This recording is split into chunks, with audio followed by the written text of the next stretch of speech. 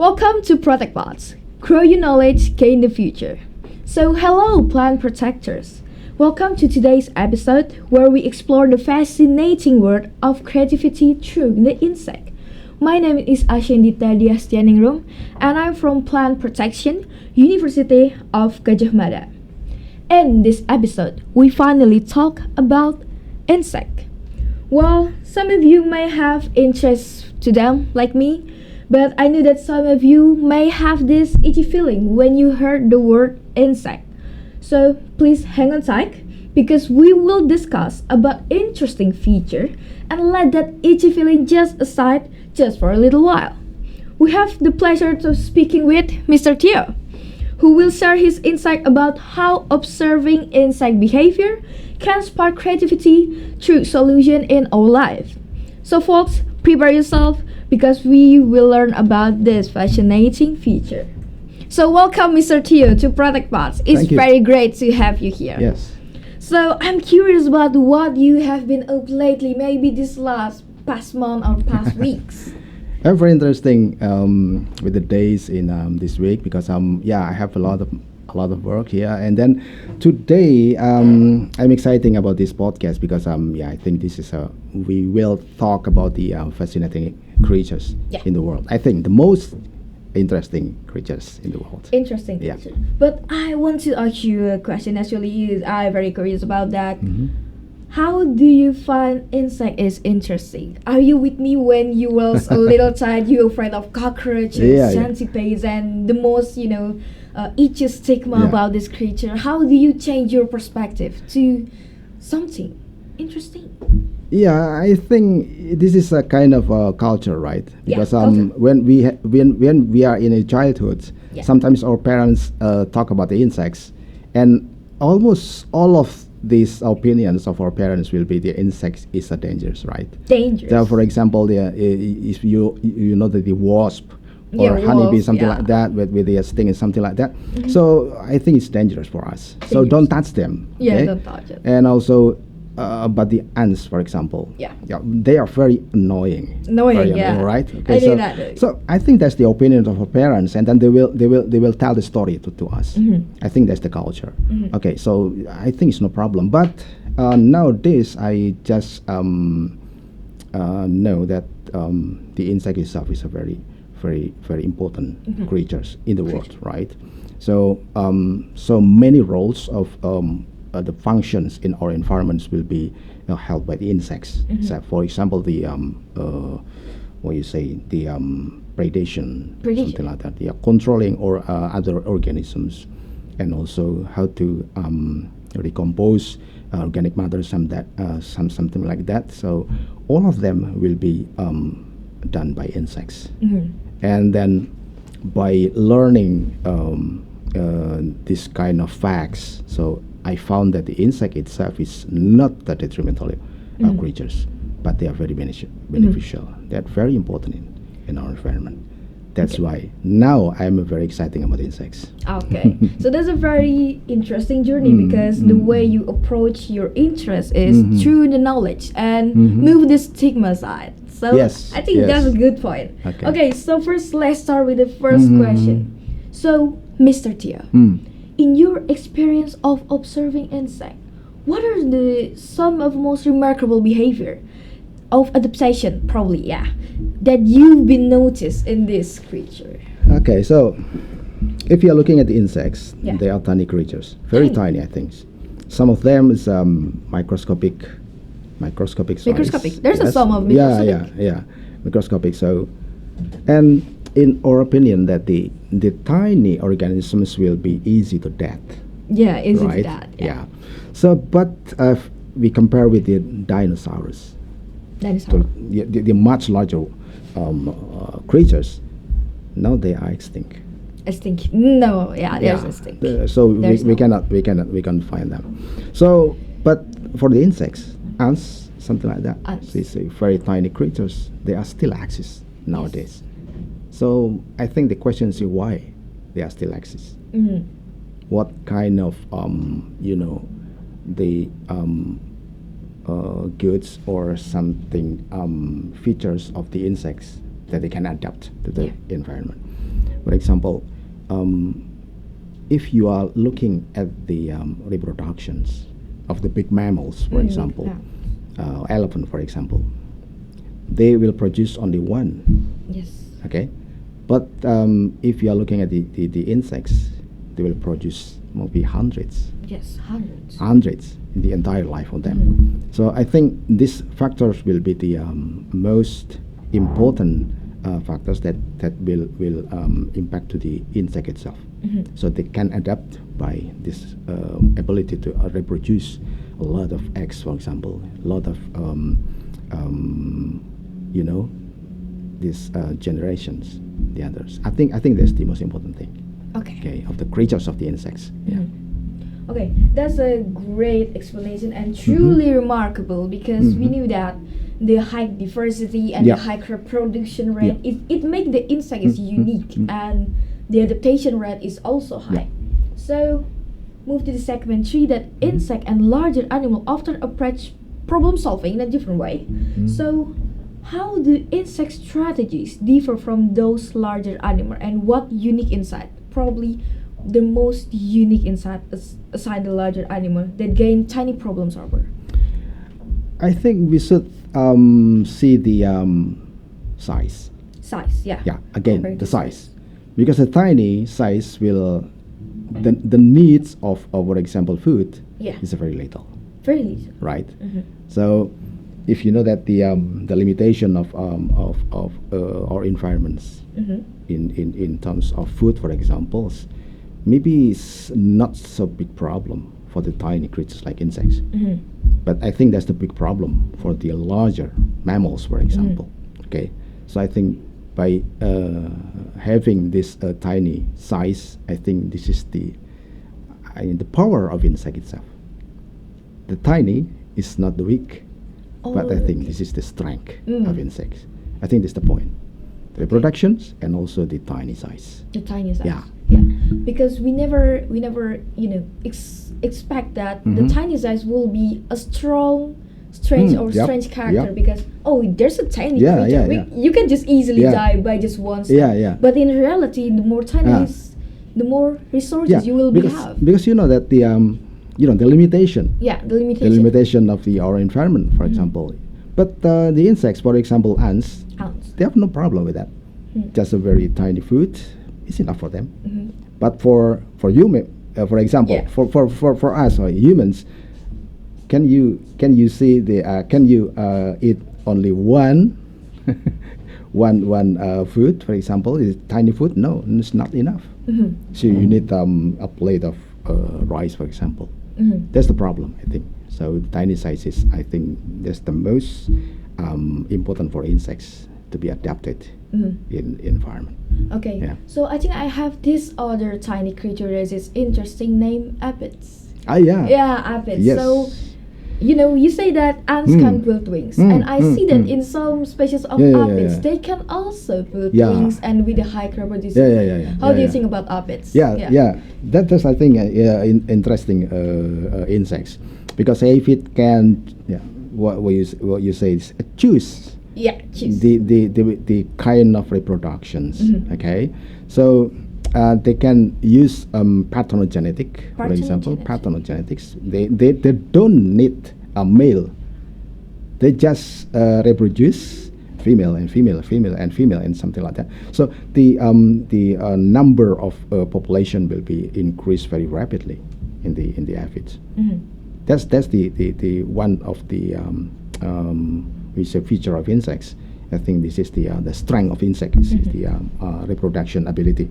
And then under the stress of the population itself, for example, if the population is getting bigger, bigger and bigger, and then they will produce the individual with wings. Wings. And then they can move to the other places.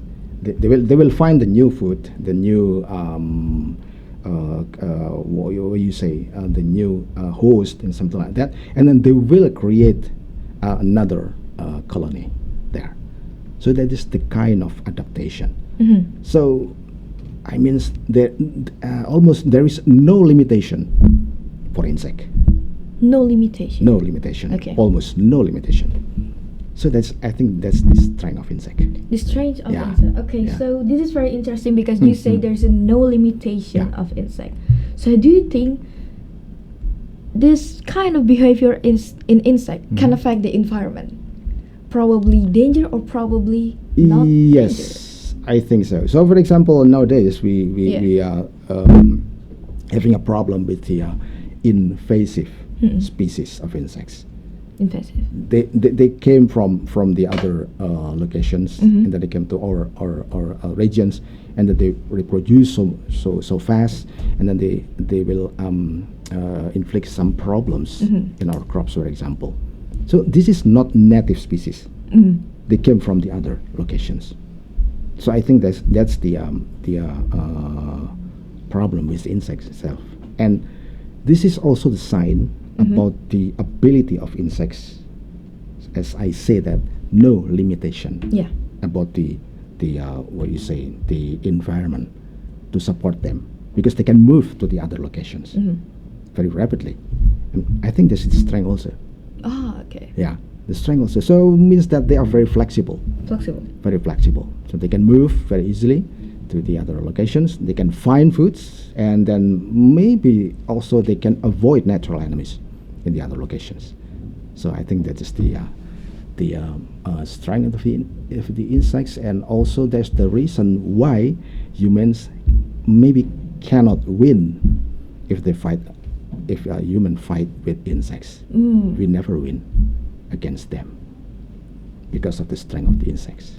Okay. Yeah. Okay. So this is very interesting, and I just wonder, with the high adaptability, high uniqueness, are there any technology that is influenced from the insect behavior? Yeah.